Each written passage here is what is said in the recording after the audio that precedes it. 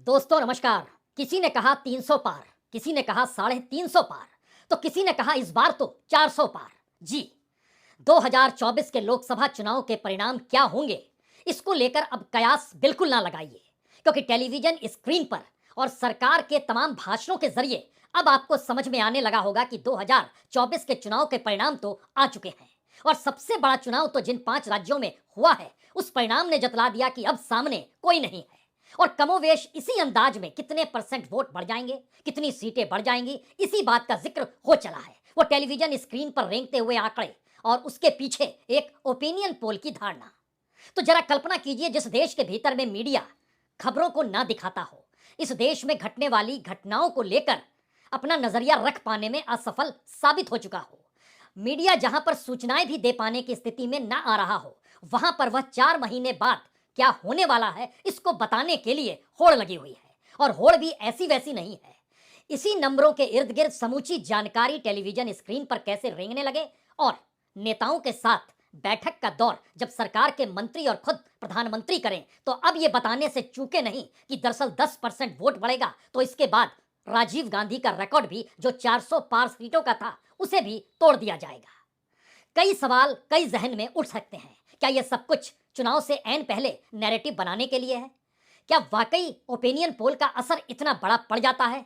क्या वाकई दुनिया भर के देशों में जब ओपिनियन पोल या एग्जिट पोल होता है तो वह सटीक क्यों माना जाता है, और भारत के भीतर इसे प्रोपेगेंडा के तर्ज पर क्यों देखा जाने लगा है?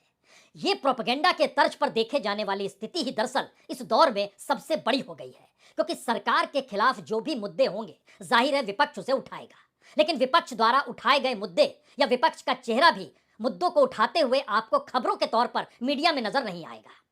उसी मीडिया में जिस मीडिया में बताया जा रहा है कि 4 महीने बाद कैसे चुनाव परिणाम आ सकते हैं।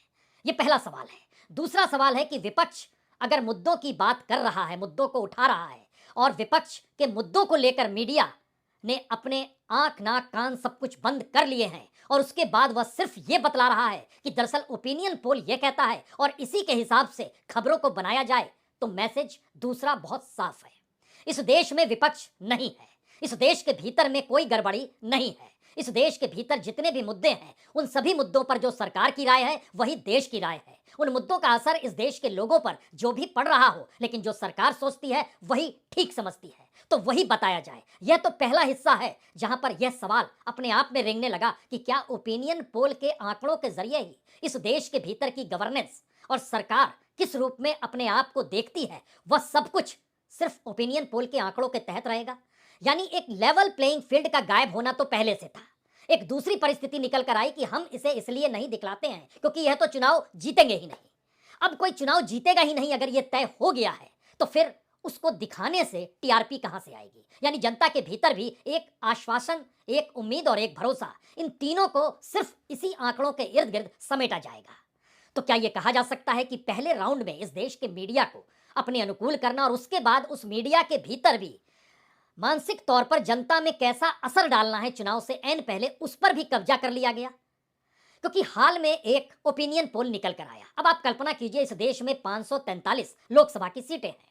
उन 543 लोकसभा की सीटों में हर लोकसभा सीट पर जो वोटर्स होते हैं उनका अगर एवरेज निकालिएगा तो वह तकरीबन इस देश में 16 लाख पड़ता है। कहीं पर 10 लाख भी है और कहीं पे 22-25 लाख तक भी है, वो एक अलग मसला है, लेकिन एक एवरेज निकालिए।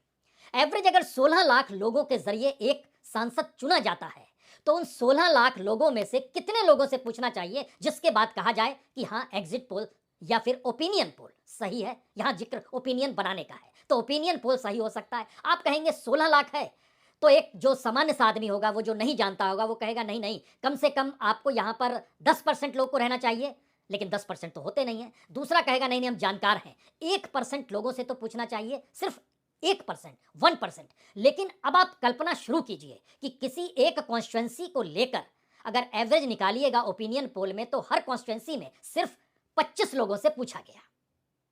यानी 16 लाख के वोटरों में से 25 वोटरों से पूछा गया, और उसके हिसाब से एक धारणा तैयार कर ली गई और बताया गया कि दुनिया भर में ओपिनियन पोल का यही तरीका होता है, इसके अलावा कोई तरीका नहीं होता है। तो अगला सवाल, क्या दुनिया भर में ओपिनियन पोल के साथ जो इश्यूज जुड़ते हैं, जो गवर्नेंस के तौर तरीके उस दौर में जो सरकार होती है और जो विपक्ष जिन मुद्दों को उठा रहा होता है, तो क्या उसे मीडिया दिखाता है या नहीं दिखलाता है?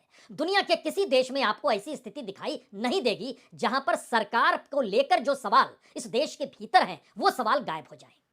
उन सवालों पर कोई चर्चा नहीं है। ठीक उसी तरीके से जैसे आप तुरंत कह सकते हैं, अच्छा जीत तो गए मध्य प्रदेश में, लेकिन व्यापम क्या कोई घोटाला नहीं था, कोई घपला नहीं था? उस पर जनता की राय क्या बीजेपी के साथ खड़ी थी? और क्या वाकई लाडली बहना ने ऐसा कमाल कर दिया कि मध्य प्रदेश के युवा भी एक झटके में दनादन वोट बीजेपी को डालने लगे? ये आप सवाल कर सकते हैं। 18 साल से बीजेपी सत्ता में थी, तो यानी व्यापम सरीखी परिस्थितियां अगर मध्य प्रदेश में होंगी तो कोई असर नहीं पड़ता है?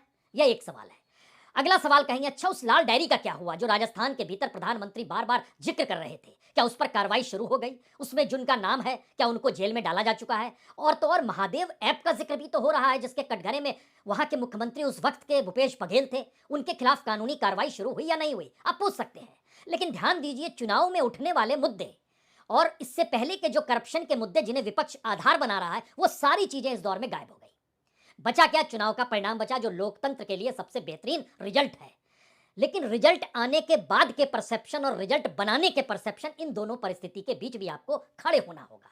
तो क्या ये कहा जाए कि ओपिनियन पोल होना चाहिए, और जो ओपिनियन पोल करते हैं या जो एजेंसियां काम कर रही हैं इस दौर में, उनका बिजनेस मॉडल ठीक उसी तरीके से है जैसे इस देश में मेन स्ट्रीम मीडिया का पूरा बिजनेस मॉडल सरकार के जरिए चलाए जाने लगा? क्योंकि 2015 से लेकर 2019 तक की स्थिति देखिएगा तो तकरीबन एवरेज निकलेगा 5,000 करोड़ रुपए टेलीविजन मीडिया को, और इतना ही तकरीबन प्रिंट मीडिया को विज्ञापनों के जरिए सरकार ने दिया।